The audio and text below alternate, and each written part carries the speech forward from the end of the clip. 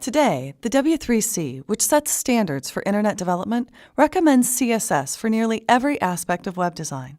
That's because the best CSS designs are accessible, flexible, and adaptable. When web designers talk about accessibility, they mean creating a site that can be accessed by anyone who might ever visit your pages. That includes people with limited vision who use browsers that read web pages aloud, as well as others who may use specialized browsers for a variety of reasons.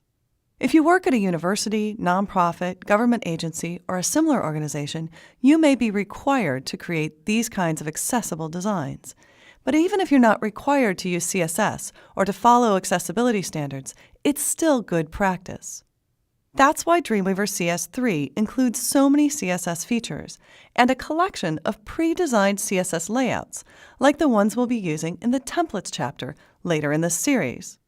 This page was created using one of Dreamweaver's pre-designed CSS layouts, which I adjusted to better fit the images and elements in this design. One of the big advantages of CSS is that it lets you separate content from design. By that I mean that instead of formatting every headline on your site as 24-point Arial bold, you can use CSS to create a style for the H1 tag, as I've done on this page. Then, if you decide later that you want all of the headlines on your site to use the font Garamond and maybe to be 30-point instead, you'll only need to change the style for the H1 tag in the style sheet, and it will automatically be applied everywhere you've used that style. Separating content from design also enables you to create different style sheets for different audiences and devices.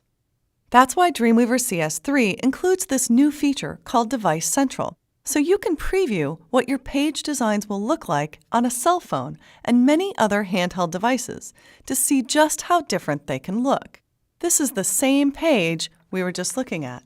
And in the future, this kind of design variation is likely to become even more important, as a growing number of people want to be able to view the same web pages on a giant flat-screen monitor as they do on their tiny cell phone screens. As you get more advanced with CSS, you can create multiple style sheets for the same page.